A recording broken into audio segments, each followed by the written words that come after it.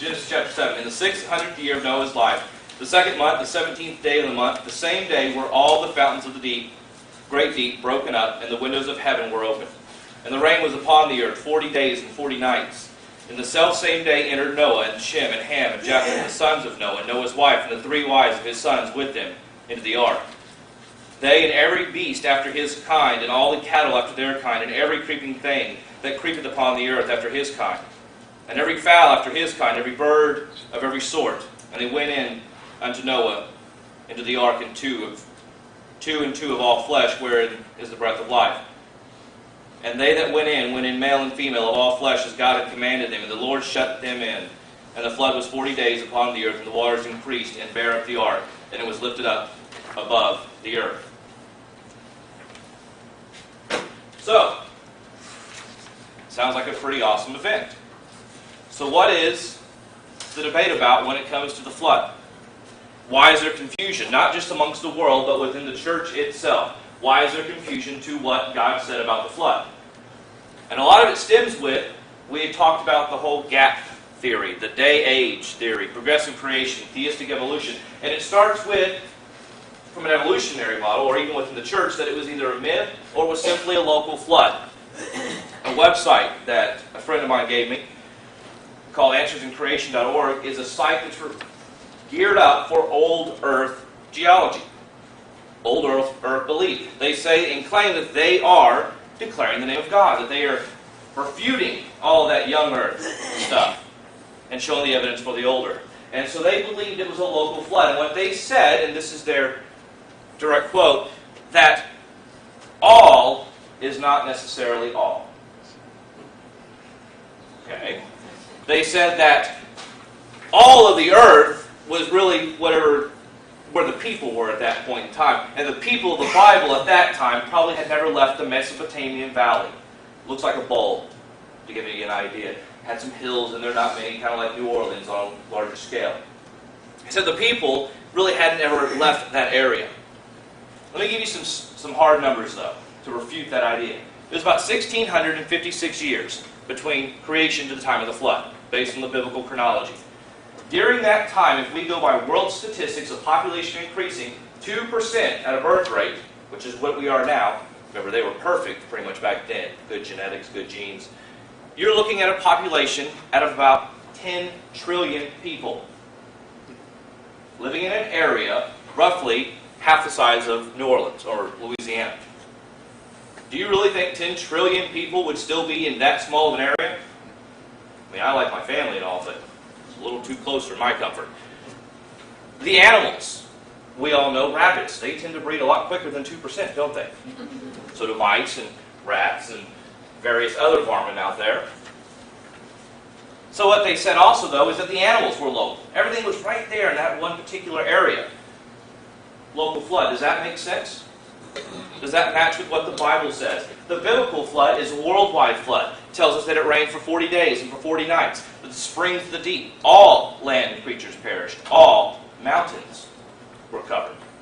And that God's covenant promise was to never, ever do it again. Now, part of the reason we have this confusion in the church stems in Sunday school. Because we show our children a picture like this of Noah and the ark with 2 of his animals. I wouldn't want to be stuck in that for a year. And we definitely don't want Gilligan's Island, a 3-hour tour. That's not something you would sit in for a year-long flood, something that covered the world. So they think of this as a cartoon. They think of it as a story. And kids grow up in the church thinking, hey, well, that's a great story. But it's not true factual history. Then we have this cartoon that starts off with, look at the beautiful rainbow. God promised to never again flood the entire earth like he did in Noah's day. And the son say, my Christian college professor said that Noah's flood was local. It wasn't the entire earth. He told you it was just a localized flood. Well, that's what he said. And you see them sitting on their house. So he believes that God promised to never again send a localized flood. Who's been to the medical district during a heavy rain? So God lied. If you believe in a local flood, or the church talks about a local flood, they think God lies. And all we have to do is imagine it looking like this, because it said all the mountains were covered. And if you know anything about water, as my son showed me in the bathtub every night, if you continue to let the water rise, it does not stay in the bathtub any longer. It eventually finds its own level and spills over the edge and down the stairs until it can reach somewhere else, until it fills up the whole area. You could not have water stop in one area. Mesopotamia, that's where they say all the people were. It's a bowl. It had mountains. It would fill up and spill over.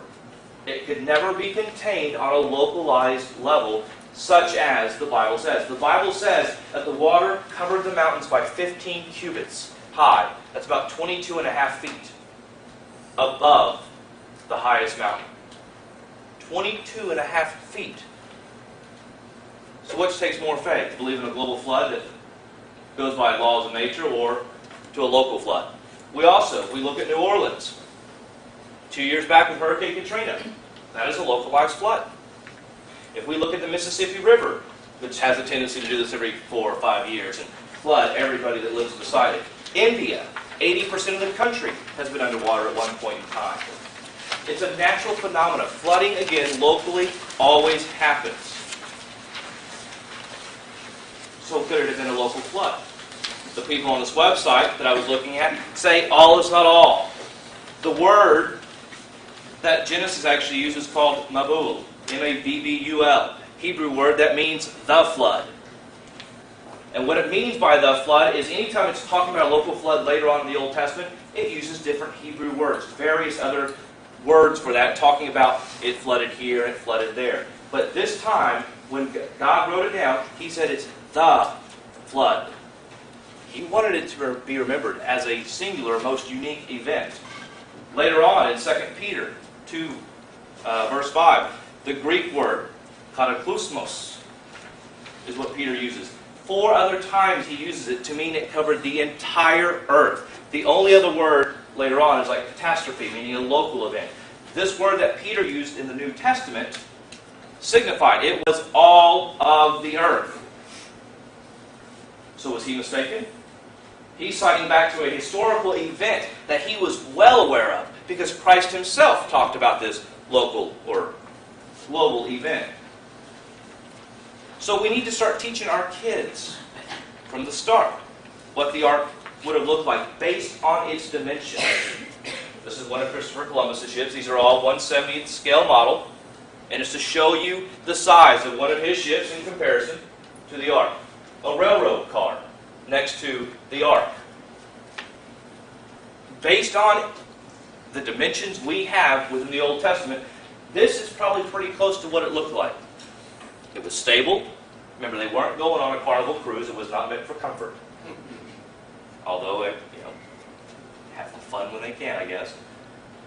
If we teach the kids, though, the right way, we talk about the number of animals that can go on this boat. Here are the dimensions beside a Boeing 747, next to an elephant, a giraffe, 44 feet high, 73 feet wide, 437 feet long. The largest land dinosaur, the Brachiosaurus, standing beside it. Up here is another scale model of it with the animals pictured down at the bottom of it to show you scale model later on. To show you how massive this boat would have been. Had a water leader one time tell me that they took their cubbies out to try to walk the length of it. And about halfway through, they got too tired and went back. We're talking well over the size of a football field. 3 stories tall. If we go back and look at the railroad car, you could fit 522 railroad cars within this boat. 522 of those. Then we go back to the theory of a local flood. Why on earth would God have 2 of every animal go onto that boat? Are you telling me that the only animals in existence were right there in that area? Okay, sure, maybe they only wanted certain animals. What about the birds? If a flood was coming, couldn't they have just flown over the mountain to the other area? Why did God have to take birds on there? He put doves. He put ravens. We know it's because He released them to go find dry land, to bring Him back some evidence of when it was safe to come out. If it was a local flood, we wouldn't have had those. If it was a local flood, why did Noah spend over 100 years building the boat? Why didn't he just pack his family up and move? Been a lot easier to pack up my wife and my kids and my belongings and go. Had 100 years to travel. I'm sure he could have gotten away from the area unless he just walked very, very, very, very slow. So a local flood doesn't make sense. But the argument that we hear continuously is there's no way Noah could have put all the animals on the ark. Look at all the animals today. There's absolutely no sense. An excerpt from a book called Noah's Ark, a feasibility study by John Woodruff, states, first, there were not millions of animals. Not every kind of animal needed to be on board. And we talked about this briefly last time we were in class. A kind is different than a species. A species, according to modern science, cannot interbreed. Tiger and a lion can't go together, yet we know that they actually can create ligers. But according to popular science, they can't. A species should not be able to interbreed. A killer whale and a bottlenose dolphin are not supposed to go together, but they create what's called a whelping. A zebra and a donkey creates what's called a zonkey. We see it over and over again. These animals that shouldn't reproduce together can, meaning they are part of God's created kind. So on the ark, he didn't have to have a fox, a wolf, a coyote, and a dog. He only had to have two of their kind on board of his boat in order to reproduce. So it goes on, it says, making the generous assumption that the average animal size is as large as a sheep, and between 2 and 7 of each kind of animal were taken, 16,000 sheep-sized animals at the most would have been on board. This number could have been as low as 2,000. The biblical kind was a little bit different. It says that these numbers include every known living and extinct type of mammal, bird, amphibian, and reptile. It goes on. This was no small boat. Noah and his family had over 100 years to construct a vessel, longer than a football field, 3 stories high. Total space available was equivalent to 522 railroad stock cars. A stock car can hold 240 sheep, so the ark could have held 125,000 animals. Yet at the time, there only would have been about 16,000. At most, only 40% of the total space was needed for all of the animals. The remainder would have been used for food storage. And you can even take that a step further, and they did a feasibility study saying larger animals on top, and the next animal, and the next animal. There were studies done. How did they get rainwater? Maybe he had it piped in. It rained for 40 days. Sure, he could store a lot at that point. What about the waste? Maybe the floors were slanted and it just kind of went off into this deep abyss of an ocean that was covering the earth. We don't know. But we do know that he had 2 of every kind. And it's well within range of the study. This, however, is a new model, what we're coming up with. They've actually had engineers take the ark construction that we have currently and put it into simulations of high waves and tsunamis and so forth to see how stable it would have been. For years, this was the accepted one. And it still is for the most part. The size is exactly the same. But what they found in with this model is it still has a tendency to roll a little bit too much. If a high wave hit it, it rolled a little too much. Sometimes it could have even flipped over. God would not have allowed that.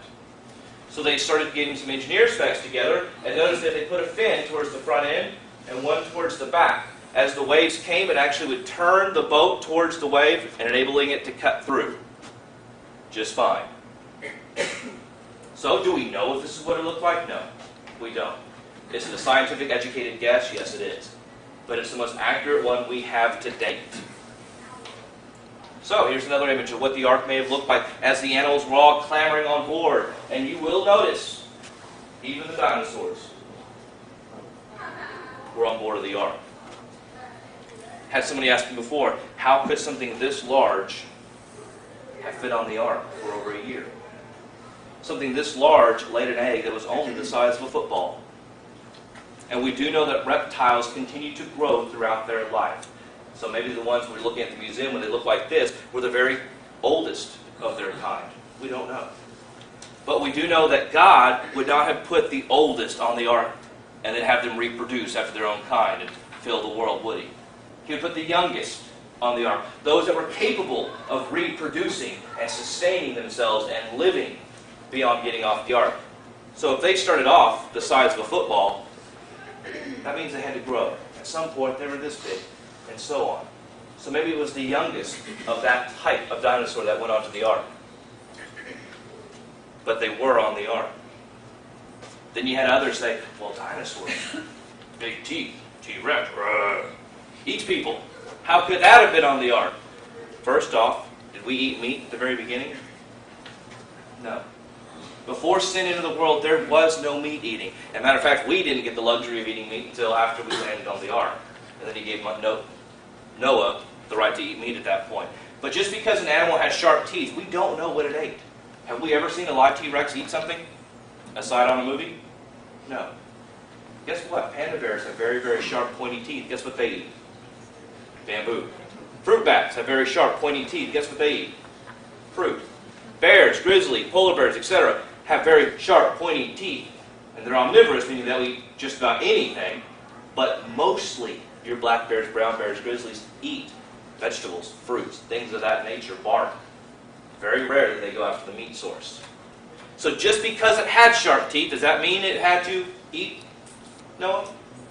Not at all. And if God was bringing them there to survive, do you think he could have stopped them, just like he stopped the 300 lions from devouring Daniel in the den? Absolutely. Could have been, when they entered the ark, maybe he put them into a state of hibernation after they had a good meal.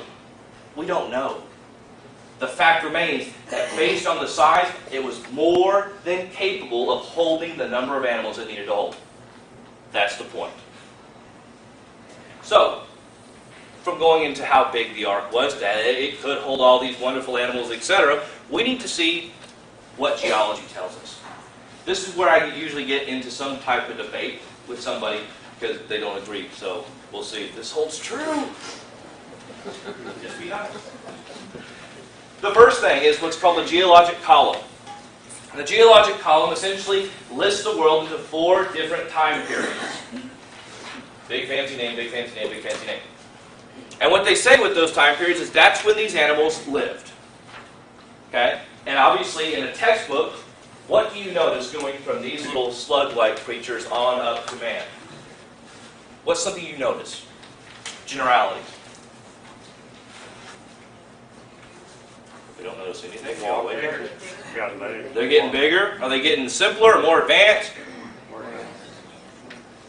Not mentioned the way of intermediary species. They are getting more advanced. We have little ocean-dwelling creatures down here. Moves into a fish, moves into some type of lizard. Dinosaurs, mammoths, then man. Gets more advanced. Guess what? We have no record that shows that anywhere in this fictitious geologic column. And I will say fictitious because what they say in geology, in the geologic column, is that it is continual strata. Strata meaning layers of dirt, like we talked about in the dating methods, going all the way up. Nowhere in the world do we see this entire length of stuff categorized. Nowhere in the world. What we do see is we see a patch of dirt that has these fossils. We see a patch of dirt that has these fossils, patch of dirt that has these fossils, but nowhere are they in a nice chronological order like this. What evolutionists have done is they have piecemealed. They have kind of put it together. Well, this is simpler than this piece, and it's deeper, so therefore it needs to go here. Well, hey, look, over in North Dakota, we have a piece like this, and hey, that looks a little more advanced, so that needs to go this way. And that's how they've made this nice geologic column. Now, if you've done any kind of petroleum engineering or geology, you should be very familiar with this. This is another way of what it looks like. And they date it all the way back to 650 million years ago. The problem with that, what they call the Cambrian, the pre-Cambrian era, all I want you to remember out of this slide is pre-Cambrian and Cambrian. You got me? Yeah, that's good. Here's what Darwin said. In the pre-Cambrian, meaning it happened before the Cambrian, he said that a single organism, something, gave life to everything. It's called Darwin's Tree of Life. This is where the geologic column comes in. Do you know what we actually see, though, in the fossil record? This. We see that each fossil of itself, each animal, is by itself. Rabbit, wolves, stegosaurs, birds. We see nothing combining to it. It's called the Cambrian explosion. All of a sudden, at this one point in time, we see every living known animal and fossil at one particular time. We have no fossils before it, and we see them changing into nothing later on. So how can they then tell us, as we talked about in the human fossil time, that we came from a rodent-like creature? There's nothing down here to signify a rodent-like creature. It's completely fictitious. There are no fossils beyond this point. Cambrian explosion means instantaneous life. There have been animals just like that ever since. And we can look back in the fossil record and go, hey, look, there's an animal that looks just like that. Matter of fact, about 3 years ago, I may have mentioned this before, a living fossil or an animal was rediscovered in Indonesia. It looked like a cross between a rat and a squirrel. And they found it, and this was supposed to be extinct for 22 million years.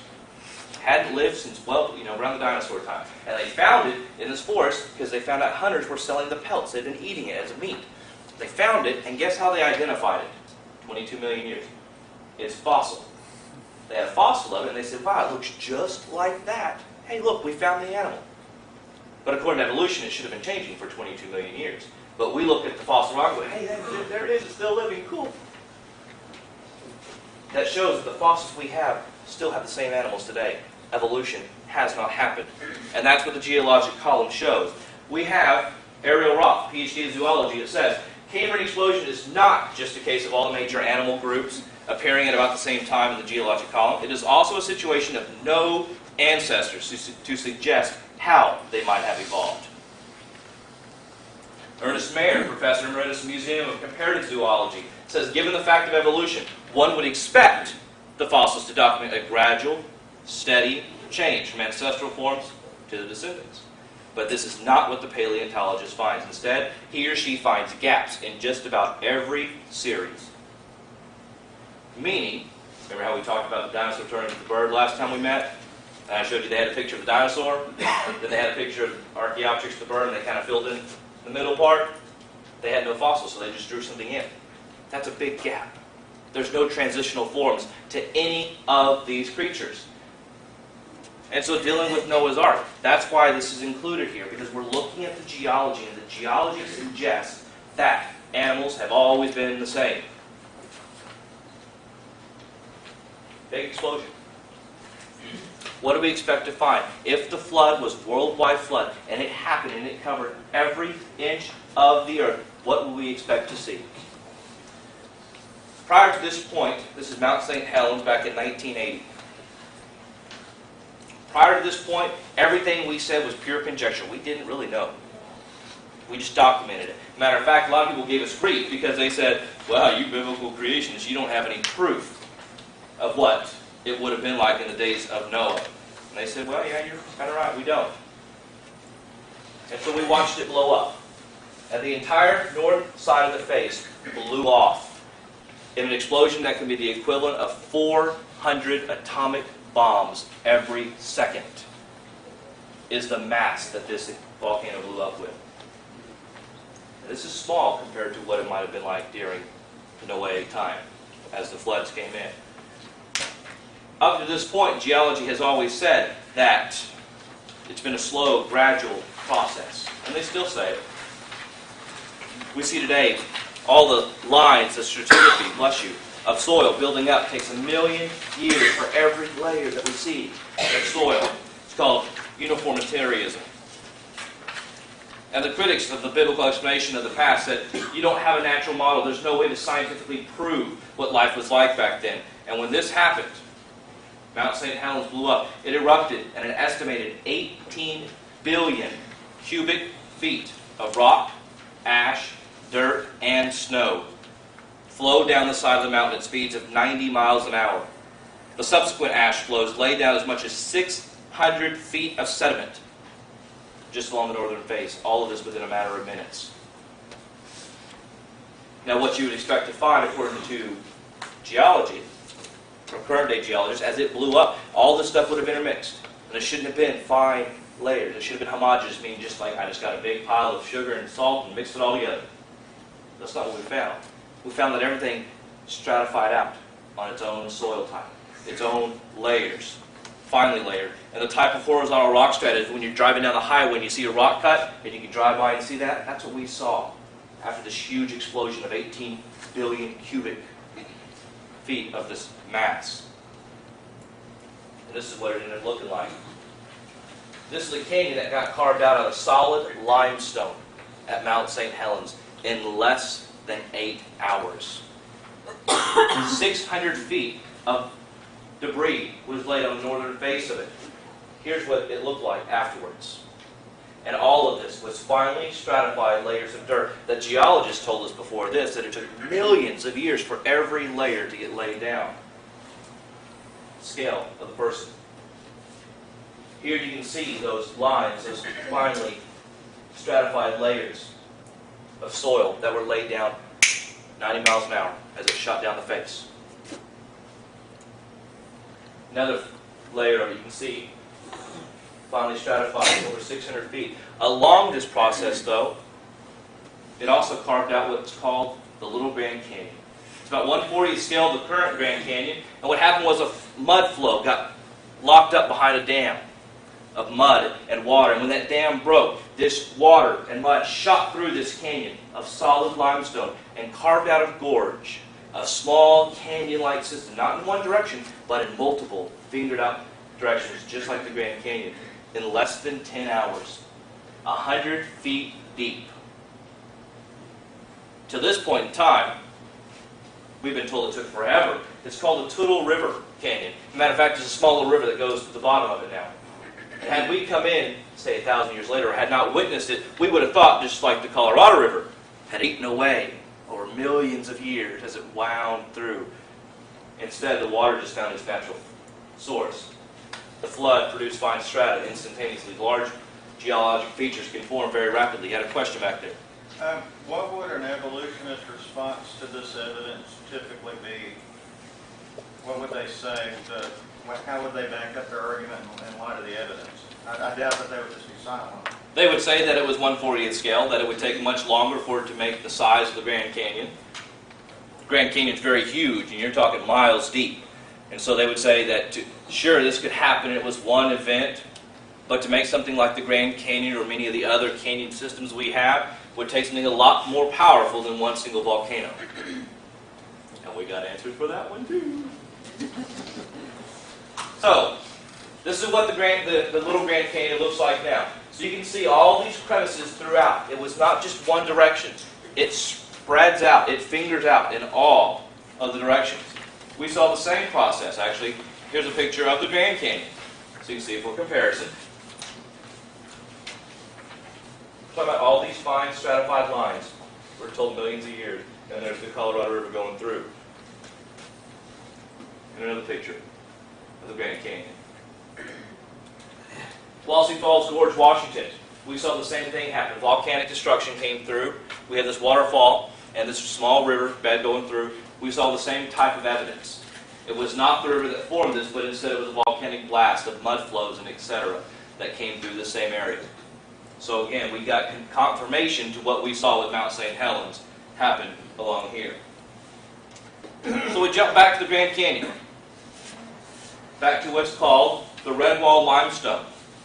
My nose got mixed up, my apologies. Here is a fine example. You can see the red and the white layering.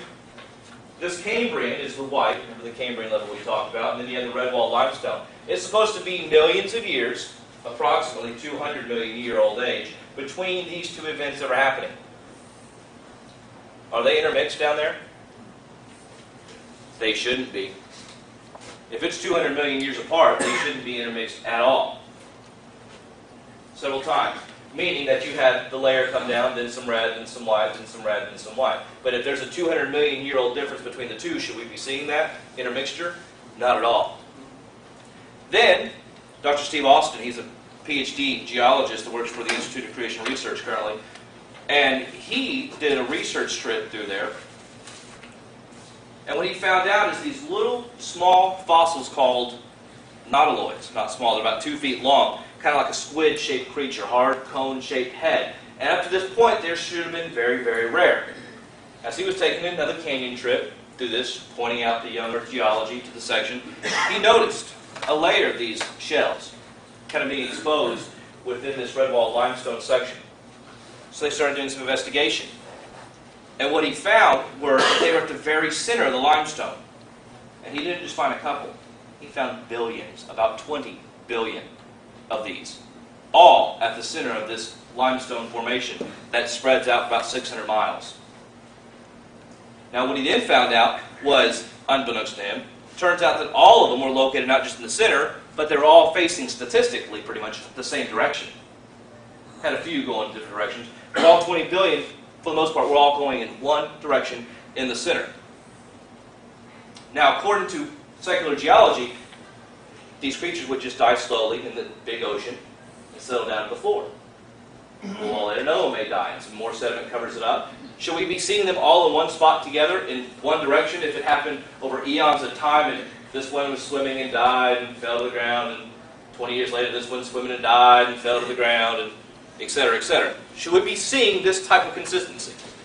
Not at all. This shows that one single event happened. He discovered a research paper that explained how highly sediment-laden water, meaning water that has filled with a bunch of debris, much like our Gulf of Mexico, flowing at high rates can cause large objects in the flow stream to become orientated at the exact center of the fluid flow.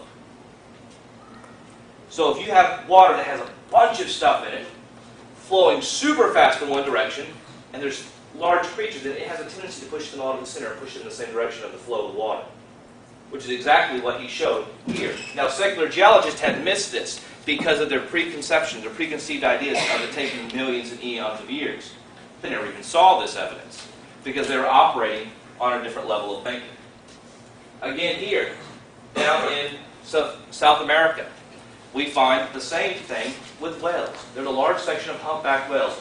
Over 1,000 fossilized whales in one location facing pretty much the same direction, along with penguins, bears, other animals. Now, what happens to whales when they die is their fat if they sit there for a while in the water and they're picked apart by sharks and other animals, their fat separates from their bones. And the meat's eaten, the bones fall apart, and the blubber eventually washes on shore. They don't stay together. What we see here are actually complete whale skeletons. Approximately all the black dots are complete whale skeletons in one direction, meaning that their blubber was intact. You have fine fossilized imprints of it. The skin impressions are there, all of the bones, and they're completely whole. One catastrophic event that killed over 1,000 humpback whales in one direction, penguins, bears, other animals included in that. So we see the same evidence on a larger scale. Remember, Noah's flood was not meant to save anybody, aside from Noah and his family. Now, obviously, Noah couldn't put whales on his boat. Some of them were capable of surviving, obviously. Others were not, as this clearly illustrates. This is actually found up on land, along the coast of Peru. When we look at these rock layers, what happens if something is left outside for a long period of time? Excuse me? It erodes, weathers down, it breaks apart. So if geologists are true, or secular geologists say, and a layer of dirt comes down, and then a million years later another layer of dirt comes down, should we see some kind of difference between the two? Weathering, erosion, possibly, burrows of animals going into the holes, maybe roots, things of that nature. We shouldn't see it like this. Here we have layers of dirt as an illustration, but we should see some type of irregular erosion throughout the course of millions of years, dipping down into each other. However, we don't see that. Again, the Grand Canyon, because it provides us the best look of geology, we have two different types of shale and sandstone, millions of years apart, with no weathering patterns in between them. Every now and then, you'll find a crack within the shale going down 7 meters deep, and it's filled in with this sandstone. Now, when I was first looking at this, I was trying to think, okay, what's the significance of that? Because I have a small brain, and it really hurts to think. As I thought about it, though, if this is sitting here, imagine the top is not here, if this is sitting here for 1,000,000 years, we'll just say 1,000,000, shouldn't other things be inside those cracks? Besides that sandstone? You should have other dirt, other debris, animals, trees, anything. You should not have this sandstone that took 2, 3, 4 million years to form, laying on top of it. Those deep crevices show that it was laid down at the same time, is what we're getting at. We're seeing these layers of dirt simultaneously being thrown down. And then, as the question is always posed, what would you expect to find if it was a global flood? If the flood encompassed all of the earth, you would expect to see millions of dead things that were covered up with water.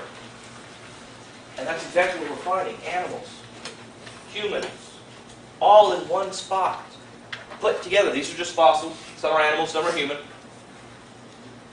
We see this. We should find things that aren't easily preserved, such as raindrop marks in sandstone.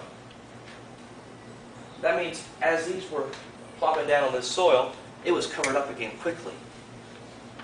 Kind of gives you an image of the flood starting as it's raining, and then it's covered up again. We see ripple marks of water being fossilized in the sandstone. We see folded rock that is not bent or broken. This is where my Play-Doh comes into play here. And a lot of people have a hard time understanding this one, where I usually get into some kind of debate here. But if I had a layer of soil come down, what would happen if it was left out in the open for millions of years? What happens to your yard if you don't water every couple of days around here?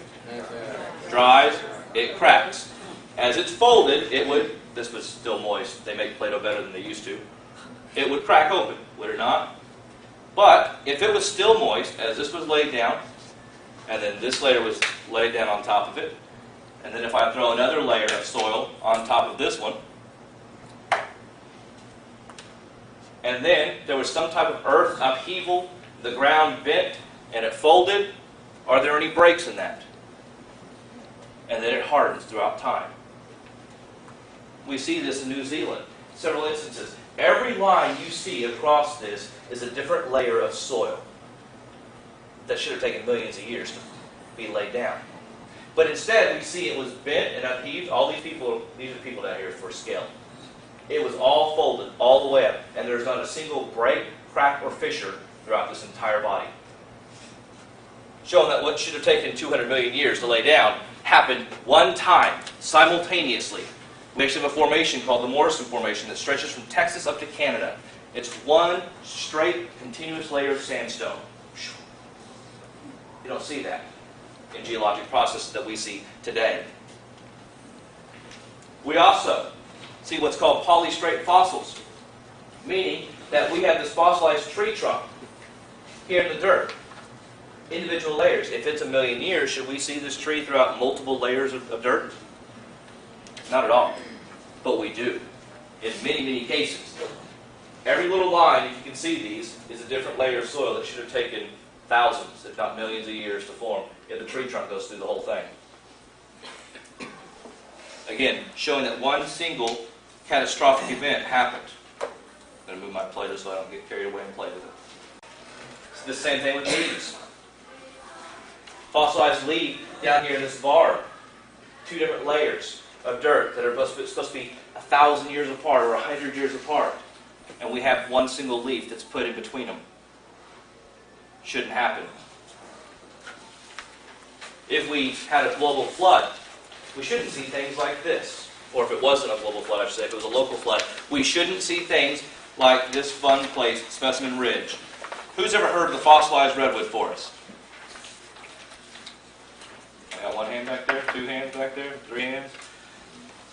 This is actually up in Yellowstone National Park, and it is used to promote evolution to the strongest nth degree. And this is supposed to be 100,000 years of Earth's history right here. This is a cutaway, so pretend like it's not there. You walk up this ridge and you have fossilized trees like they're planted in the ground. What they tell you is this is a fossilized forest from thousands of years ago. And what happened is, as one forest got burnt down, another one would grow up. So you have multiple layers of old trees, fossilized in place. And for years we thought, we can't really fight that. We don't really know what's going on with that. But then, Mount St. Helens happened. Again, the best thing that ever happened in creation. This is called Spirit Lake. It's in the middle of Mount St. Helens. And all of this is water, but on top of that water, it's millions of trees.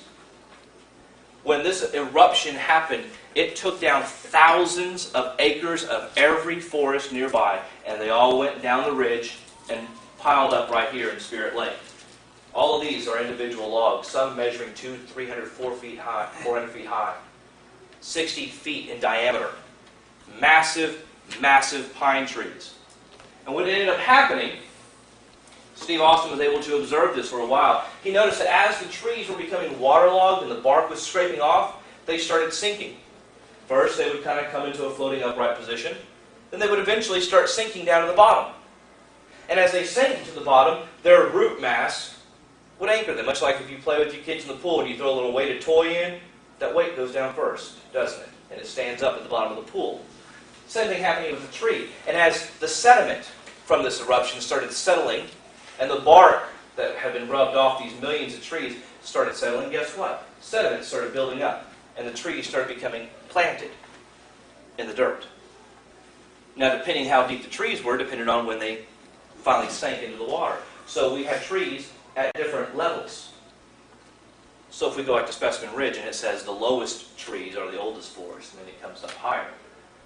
Now, if a volcanic eruption happened later on and covered this up and fossilized it all, and we were to excavate it, we would think that this had been a forest for thousands, if not millions of years.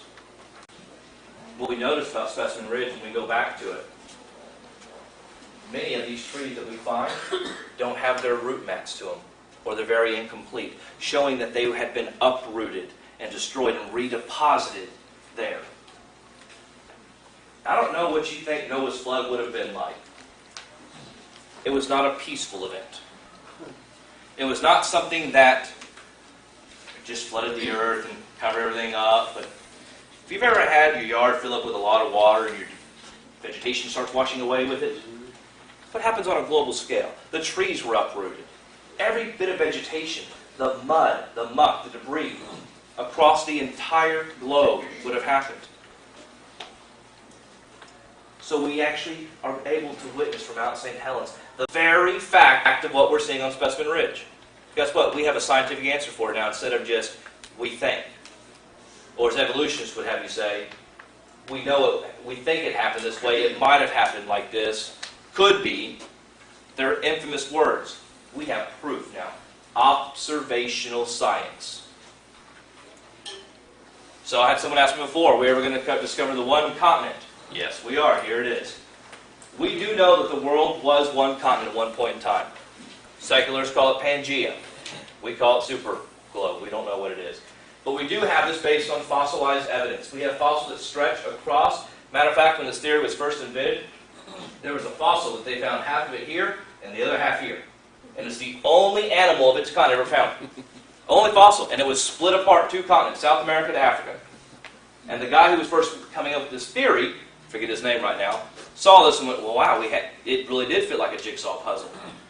But according to evolutionists, it happened over millions and millions of years because they look at how the Earth's crust moves now. They say, hey, every year we shift 3 centimeters. So if we go back in time to get us all back to one spot, had to have been 5 million years, if not more.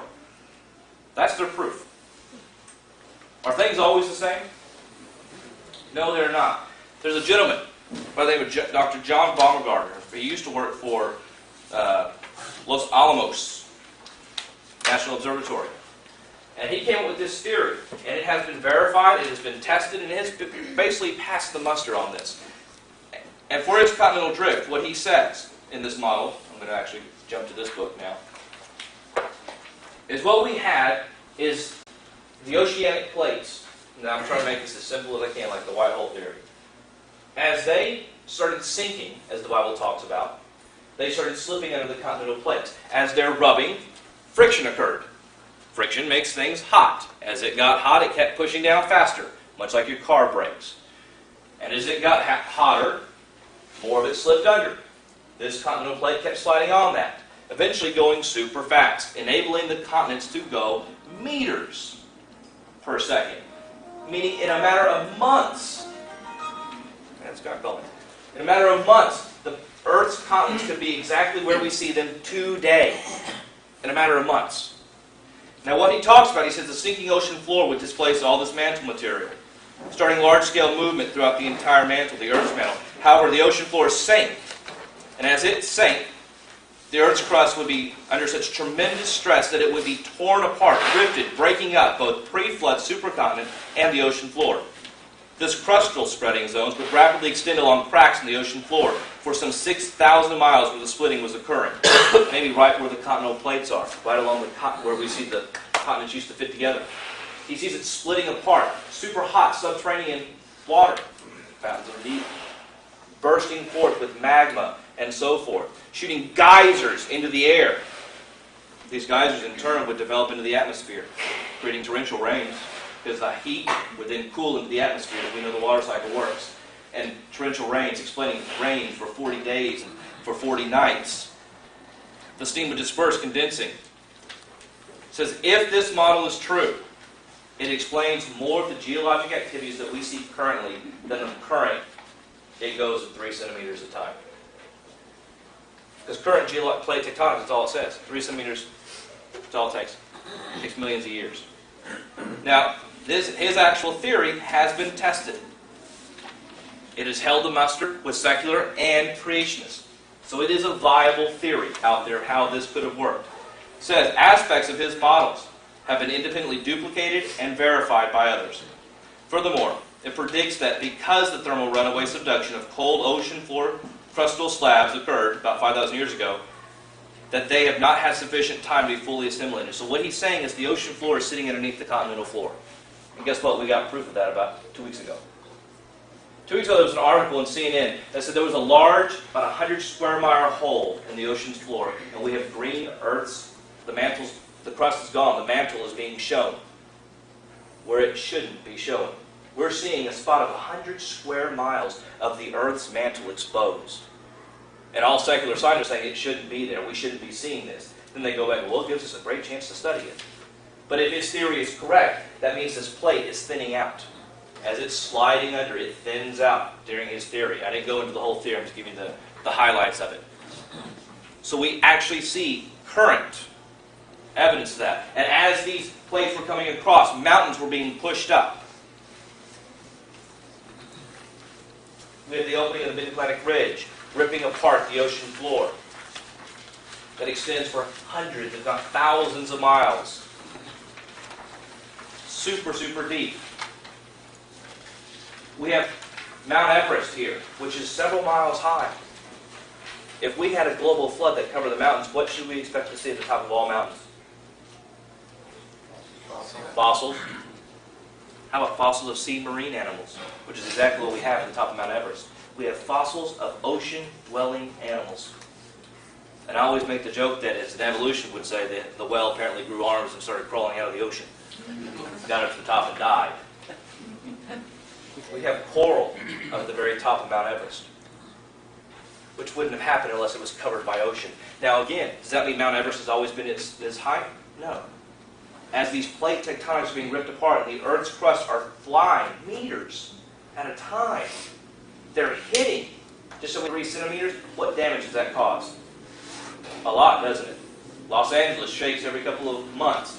Buildings topple over. Imagine if these weren't moving 3 centimeters a year, but meters a minute, and these crusts hit, forcing mountain ridges up. The Himalayas, we find areas that the soil is folded, but it's not broken apart, meaning that as it was being pushed up, it was still soft. The Alps, the same thing. The Rocky Mountains, the same thing. Fossils at the top of each of them. Another picture of Mount Everest. So the common question at that point is, where did all the water go? Guess what? It's still here. If we were to take the globe today and flatten it out like it probably was about the time of Noah, we have enough water currently in this world to cover about 2.7 kilometers deep across the entire globe. Okay, remember, at this point, we don't know if there were mountains there or not, if they were just simply hills, what size they were, but we do know they were completely covered.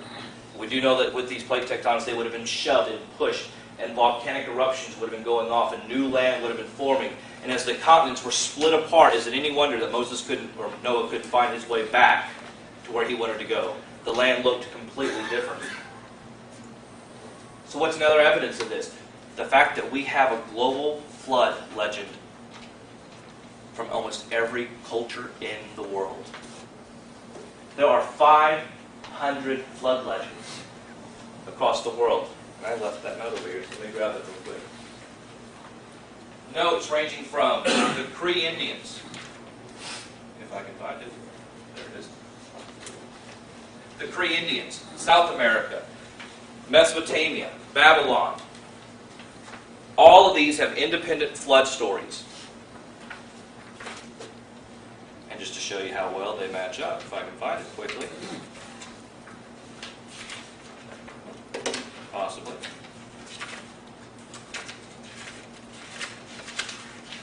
Just talk amongst yourself.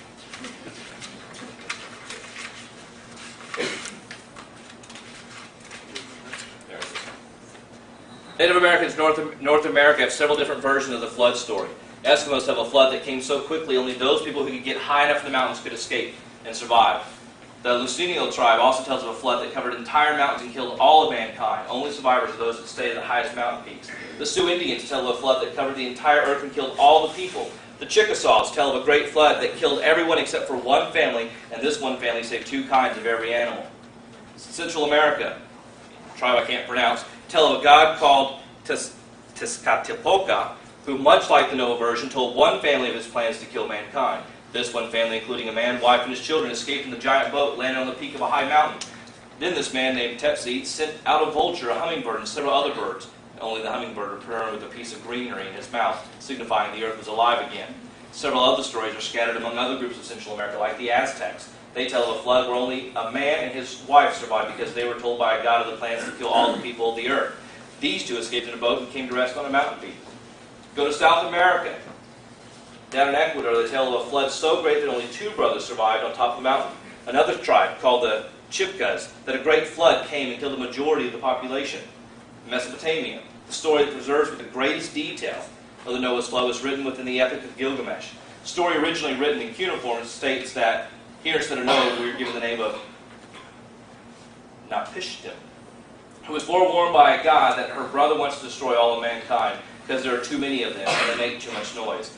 Napishtim is told to build a great boat and take his wife and 2 animals of every kind so that they can repopulate the earth after the flood. It even explains how after the rains had stopped, they loosed a dove, a swallow, and a raven, but only the raven returns because he could not find dry land. How is it that across Italy, Lithuania, Wales, China, Canada, Russia, every culture has a story of the flood that mirrors the Noahic flood? Because they were all from the Tower of Babel. They were all Noah's descendants. And when their language got confused and they were told to leave, they all took that story with them. And just if I played telephone right now, starting with Terry, and told him something and it went all the way down, by the time it got down to Lance, it would be completely different. Have some similarities to it. That's exactly what we see as evidence. And only the Noah story actually starts with why that story, why the flood was there. Everything else, you have a legend, and then it starts with the flood. It kind of throws it in the middle, which shows that the Noahic flood is the only one that's real. Look at China. The word for create are all these symbols put together. Breath plus dust plus walking plus alive means to create. Do you think they have some semblance of God? Both. The symbol for vessel plus the symbol for 8 and people equals the word for boat. Heavenly plus the word emperor means God.